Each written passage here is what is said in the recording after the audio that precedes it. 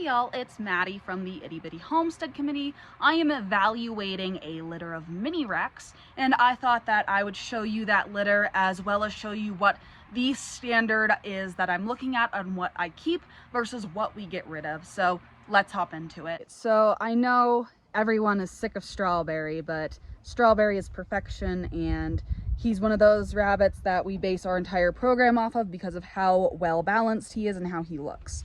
So when you're posing a Minirex, they are a compact type. So you want to stack their foot underneath their hip, roll them into a little ball, make sure their feet up front are aligned, and you'll have perfection.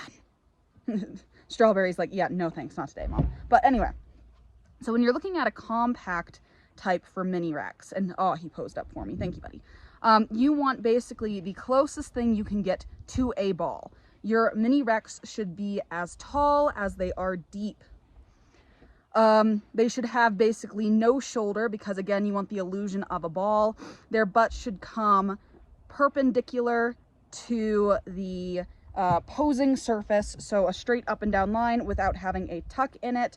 And again, when you look at the hind quarters, you want the illusion of that tall, as tall as they are wide. I know, but it's a weird posing surface. And chunky.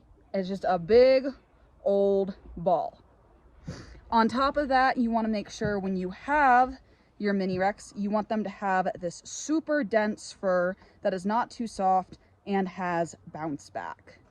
You also want to look at their ears. Their ears should be balanced with their head and less than 3.5 inches. His ears are right on the line. We're not going to talk about it. And then when it comes to coat types, that is just dependent on the color. Same with nail types, nail color and eye color. And then on your brokens, you don't want to have any smattered hairs. So if you look at his coat, it is just luxurious black through the black and white through the white. He's not really mixing up much. So I am looking for this. I am looking for a ball. He's like, stop posing me. I want to go inside. So the first baby I'm going to pose for you out of this litter, and we're not going to do all of them because it is way too hot. There's 6 of them. I'm going to pull out 2. I'm going to pull out a good example, which is going to be this little chocolate doe if she behaves. So when you look at this doe, she, when posed up, and when you're working with babies, it's a little difficult. Fights with the bun. So when she poses up and she has the proper pose, she has a pretty decent hind quarter. Working with the babies is annoying. So when she's posed up correctly, she has a pretty decent hind end, and you know what? I'm just gonna feel bad. He says I feel bad. There we go. So when she's posed up properly, if you look, she has a really nice hind quarter. It's just straight down. She is about as wide as she is tall, which is what we're looking for in depth. She doesn't have much of a shoulder, and it's something she'll grow into even more as she gets more fullness through here, because when we're looking, this is one of the last things that grows in on my rabbits. And for some reason, my chocolates always want to pose in a running pose. Something else I'm looking at with her face isn't as balanced as I would like, and her ears are going to be a tad on the long side. They're going to be pretty close as she grows into those to being proper or not. So not bad overall. Not bad overall. I'm going to grab another good one since she wasn't behaving, just to give you an idea.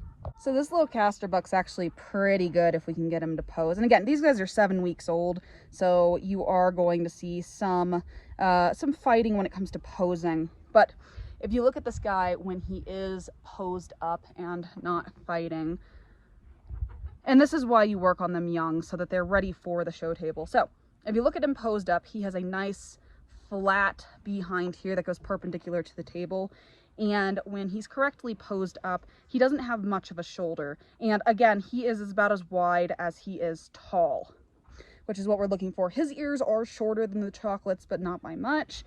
His coat, he does need to shed out this baby graying, but normally that doesn't happen until about 12 weeks with mine. But his coat is a little softer than I would like it to be and doesn't have the bounce back that I want. But again, he does have a baby coat. So pose him up again. And again, when we're looking at the shoulder is not bad for his age, and he's definitely going to grow into this beautifully as this part of his body grows in. But overall, not bad at all for a 7-week-old. Now, I'm going to show you another caster that's a doe that I don't like at all, and I'll show you. So finally, I have this little doe, and I'll tell you something. She poses like you wouldn't believe, like automatically down where she needs to go. She holds still. I wish she had a better type. All right, so if you're looking at her, she has this very, very long shoulder, like hugely long shoulder. And she's very flat over the top. So if you're looking at width compared to height, she is very off. She's, like I said, she's very flat on this high end, and it looks like she's almost going to be tucked underneath. I do like her ears. They are very proportionate to her face, and they are going to be dainty and delicate, and she is just a gorgeous little bun on those aspects. But the part I can't get over is the shoulder and how long it is. So that's a disappointment, but it just is what it is. She is going to be a hard cull, unfortunately. It's just that shoulder, that the length of that shoulder is completely off, and also her high point's kind of forward from her hip. So her high point should be about here, but it's closer to here, which is completely off. So there is no way that I'm going to be able to keep her in my program, which is disappointing because, again, she is one of the few babies that actually poses correctly when given the chance. Like, very calm, very easy to handle. I really like this little doe's personality. So yeah, that's kind of what we look for when it comes to our Minirex and a compact type. I hope that was somewhat helpful. Again, I really wish that little doe's personality was the rest of the litter, but unfortunately, she's just too long to keep in the program. I have 3 others, and in fact, the ones I didn't show you was a little black Minirex that there's just something off about her. I'm gonna grow her out and see what it is, that she's not fitting in, and I don't know what it is. My Vienna marked blue that has the ice blue eyes, we're keeping her. She has a great type. And then of course my female lynx doe, who's just a tiny little ball of Minirex. So I'm really excited about this litter and how well it is. We're about 50-50 right now for things I want to grow out to keep and things that are not staying in the program. So I want to thank y'all so much for watching this far in the video, and I'll see y'all in the next one. Bye.